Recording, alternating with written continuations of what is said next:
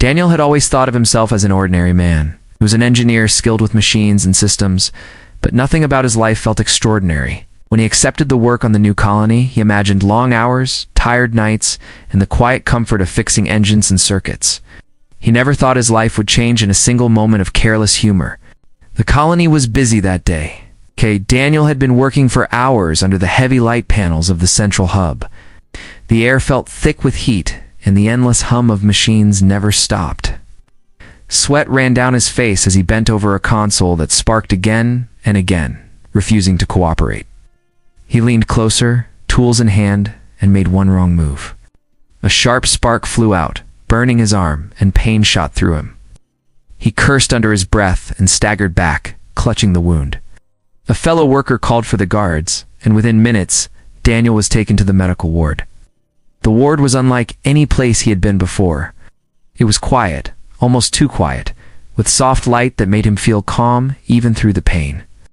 Machines lined the walls, glowing faintly, while white curtains separated the beds. The scent of clean air and medicine filled the space. That was when he saw her. Clara moved toward him with steady steps, her white uniform neat and simple, but her presence strong. She had a calm face that seemed to chase away the pain in an instant. Her voice was gentle when she spoke, asking him to sit down and show her the wound. Daniel felt nervous for no reason he could name. She was only a nurse, yet her eyes seemed to hold something deeper, like she had seen and carried far more than he ever had. Clara cleaned the burn with careful hands, her touch cool and steady. Daniel winced, but tried not to show it. He wanted to appear tougher than he felt. She asked if he needed water, and before he thought, he smiled and said, "Yes, baby." The words came out without weight, only as a joke, something he might have said to a friend to lighten the mood. He almost laughed at himself for being so foolish. But Clara did not look offended. Instead, her lips curved into a small smile, one that reached her eyes. She leaned slightly closer, her voice low, and said, "Husband." Daniel froze. His mind raced, and for a moment he thought he had misheard her. Surely she was teasing him, returning his joke with one of her own, but the way she looked at him made his chest tighten. It was not laughter in her eyes, but something steady, something almost serious. Opened his mouth to speak, but no words came out. His throat felt dry, and his heart beat faster than it should. Clara finished tending to his wound, wrapped it carefully, and then stepped back. Her smile remained soft and almost secretive before she turned to prepare another set of supplies. When Daniel finally left the ward, he expected the moment to fade from his mind like a passing dream. Yet as he walked through the colony halls, he noticed something different. People looked at him with curious eyes. Guards gave him short nods of respect, and even strangers seemed to whisper as he passed. He wondered if it was his imagination, but the shift was too clear to ignore. That night, he lay in his small quarters, staring at the ceiling. The quiet hum of the air system filled the room, but his thoughts would not let him rest. He thought of her voice, the way she had said the word, "husband." A single word, but heavy with meaning. Why would she say it? Why had she smiled like that? Daniel told himself not to think too much of it. He was just a worker, just a man doing his job. She was the Queen's nurse, someone with far more responsibility than he could ever carry. Perhaps she had spoken in jest, just as he had. Perhaps it meant nothing at all. But deep down, he felt that it was not so simple. He could not shake the sense that something had begun in that quiet room, something he did not yet understand. He closed his eyes, but sleep did not come. Instead, he saw her face again and again, calm and kind, with a smile that felt like it had been meant only for him. Daniel woke the next morning with a restless mind. He had not slept much. His thoughts returned again and again to Clara. He told himself that her words had been nothing more than a light answer to his careless joke. Yet when he walked through the colony's halls, he noticed how people still looked at him differently. Their glances were not unkind, but curious, almost respectful. It made him uneasy, as though some hidden story had begun without his choice. At work, Daniel tried to focus on the machines. The hum of engines, the steady rhythm of tools, and the sharp scent of metal usually gave him comfort. But that day, even as he bent over the panels, his mind kept drifting back to the medical ward. He thought of Clara's smile, her calm voice, and the way she had called him husband. His hand slipped, and he nearly dropped a tool. Yes. His coworker asked if he was feeling unwell, but Daniel only shook his head and forced himself to return to his task. During the lunch hour, Daniel sat alone, staring at the simple meal on his tray. He had little appetite. A group of workers at the next table whispered softly, and he caught his own name among their words. When he looked up, they quickly turned away, pretending to be busy. Daniel sighed. The air around him felt heavier than usual. Later that evening, he returned to the medical ward for a check on his burn. The halls were quieter, with fewer people walking about. When he stepped inside, the same calm light greeted him. Clara was there again, moving gracefully between the beds, checking supplies and speaking softly to another patient. When she noticed Daniel, her face brightened with a gentle smile, as though she had been waiting for him. She asked him to sit, and she unwrapped the bandage with careful hands. Her touch was light, and she spoke kindly, asking if he had been resting well. Daniel hesitated before answering, his eyes searching her face. Last, he asked, almost in a whisper, if she had meant what she said the day before. Clara did not look away. She simply smiled again. A smile that seemed to carry both playfulness and truth, and replied that words sometimes reveal more than we intend. Daniel felt his chest tighten. He did not know how to respond, so he remained silent as she wrapped the wound again. When she finished, she placed her hand on his arm for a brief moment, steady and reassuring, before moving away to her work. He left the ward with his thoughts even more tangled than before. The following days only deepened the mystery. Wherever he went, guards nodded to him with respect. Workers spoke to him more politely, as though his place among them had somehow risen. Daniel did not understand why, until one evening he overheard two men speaking in the corner of the hall. They whispered about how the Queen's nurse had chosen a companion, and how tradition gave her words great weight. To call a man husband, even in passing, was no small matter. Daniel stopped in his tracks, his heart pounding. So it was not just a joke or a passing word. In the eyes of many, it was a vow. His simple humor had turned into something far greater than he had intended. The thought both frightened and stirred him. He was an ordinary man, not someone meant for such attention. Yet he could not deny the warmth he felt when Clara looked at him, the quiet bond that seemed to grow between them with each meeting. That night, Daniel lay awake again. He thought of the future, of what it might mean if Clara truly saw him as her husband. Could he live up to that?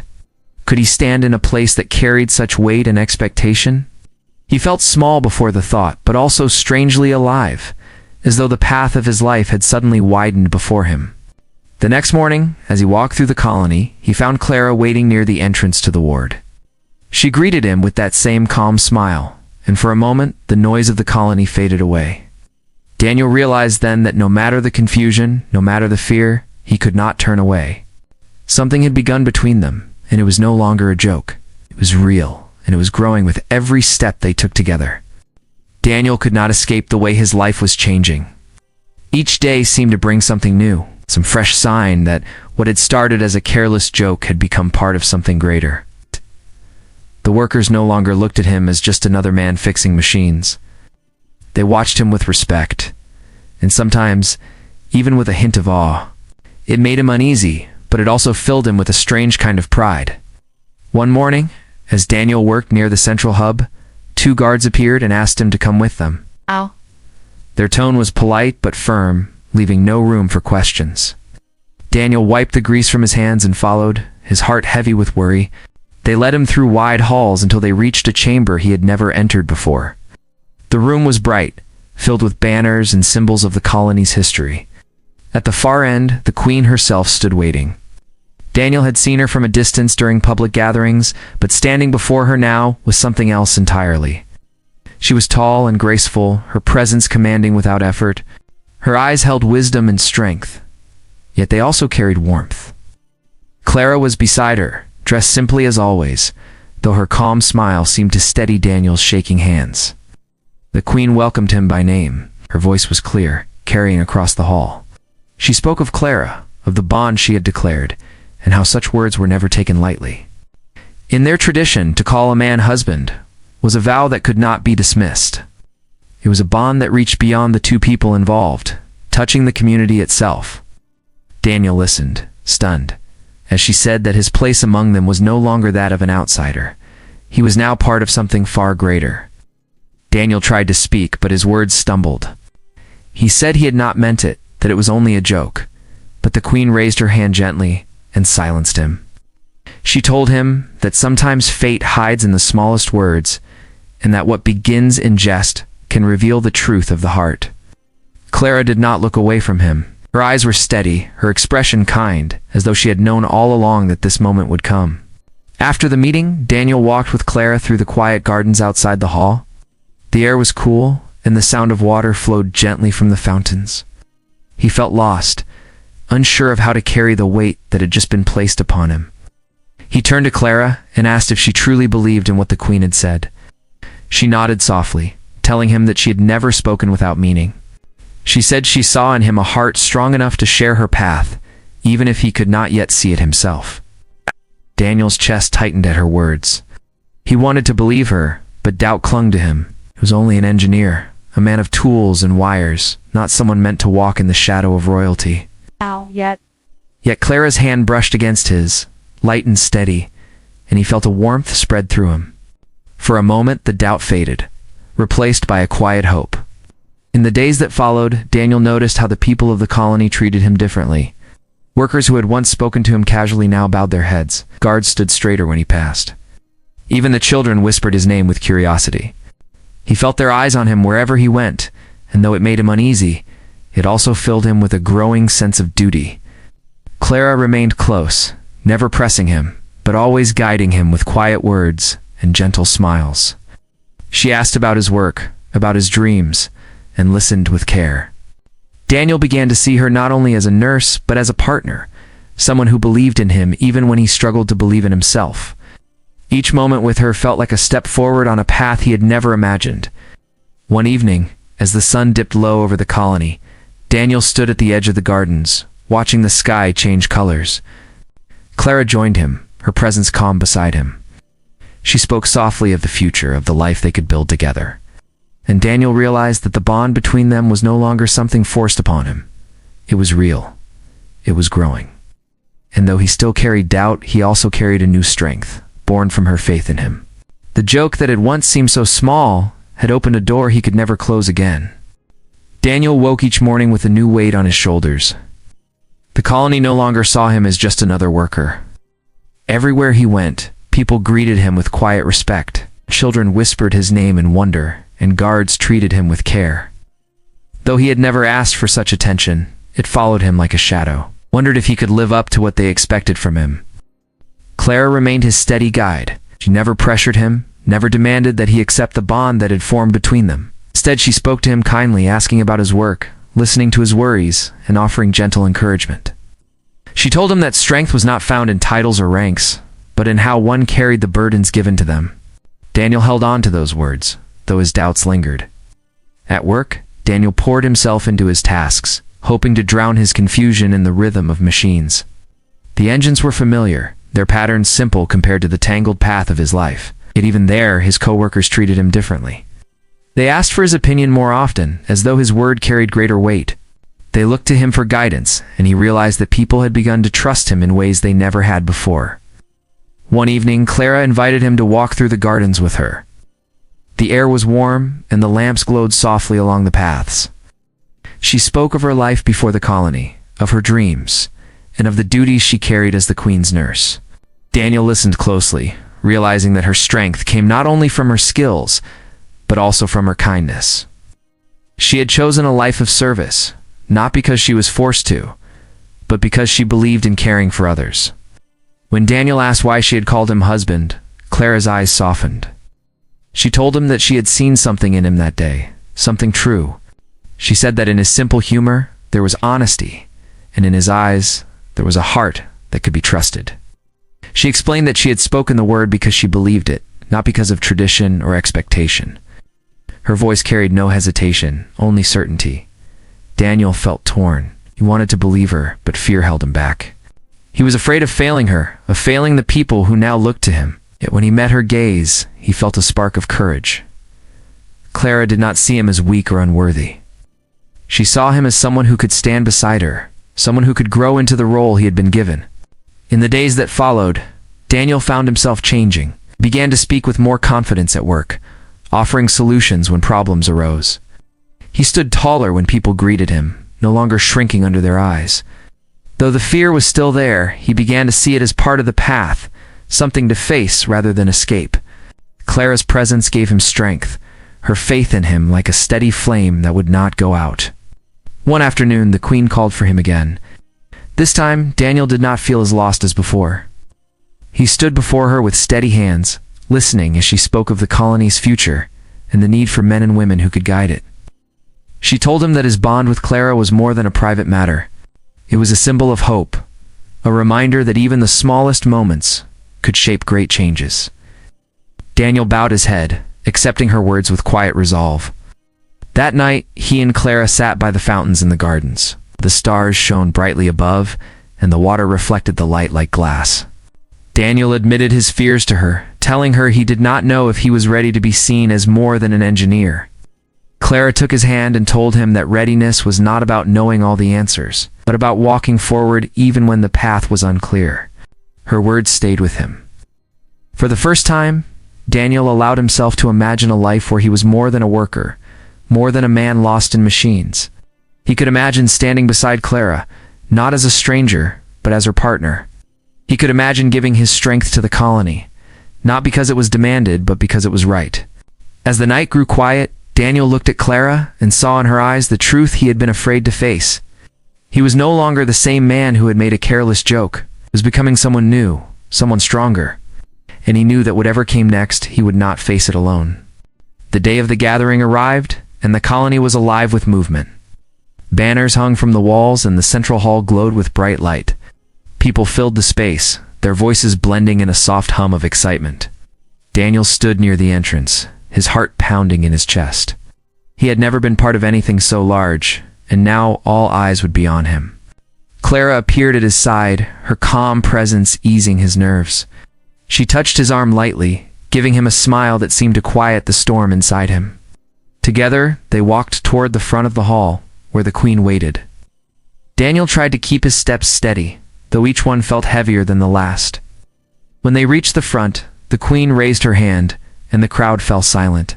Her voice carried through the hall, strong and clear. She spoke of tradition, of the strength found in bonds of trust and care. She spoke of Clara, the nurse who had given her life to the service of others, and of the moment when she had chosen Daniel with a single word. The people listened closely, their eyes shining with respect. The Queen then turned to Daniel, asking him to stand before the community. Daniel felt the weight of hundreds of eyes on him, and for a moment fear gripped him. But when he looked at Clara, her steady gaze gave him courage. He spoke simply, telling the people that he had not planned this path, that it had begun with a careless joke. Yet he also told them that sometimes the smallest words could lead to the greatest changes. He admitted his fear, but he also shared his hope, saying that he wished to stand beside Clara and serve the colony with her. The hall was silent for a moment, then filled with the sound of voices rising in approval. Daniel felt his chest tighten, not with fear this time, but with pride. The people had accepted him, not as a stranger, but as one of their own. Clara smiled at him, and in her eyes he saw both joy and certainty. After the ceremony, the people gathered around them, offering warm greetings and kind words. Workers Daniel had once shared meals with now spoke to him as if he were family. Children tugged at Clara's hands, laughing and calling her name. Guards nodded with deep respect as Daniel passed. For the first time, he did not feel out of place. He felt at home. That evening, Daniel and Clara returned to the gardens. The sky was painted with colors as the sun set, and the sound of water filled the quiet air. Daniel sat beside Clara, letting the peace of the moment sink into him. He thought back to the day when all of this began, to the small joke that had slipped from his lips. He smiled at the memory, amazed at how much had changed since then. Clara leaned against him, her voice soft as she spoke of the future. She told him that their bond was not just about tradition, but about choice. She reminded him that they had both chosen to walk this path together. Daniel nodded, feeling the truth of her words. For the first time, he no longer doubted himself. He believed in the life they would build. As the stars appeared above, Daniel took Clara's hand and held it firmly. He told her that he was ready, not because he had no fear, but because he had her. Clara smiled, and in that smile he saw everything he needed. The colony was no longer just a place of work for him. It was his home, his future, and the place where he had found love. The night grew still, and Daniel knew that the path before him would not be easy. But he also knew that he would not walk it alone.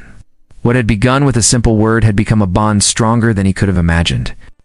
The Queen's nurse had called him husband, and in that word Daniel had found both his purpose and his heart.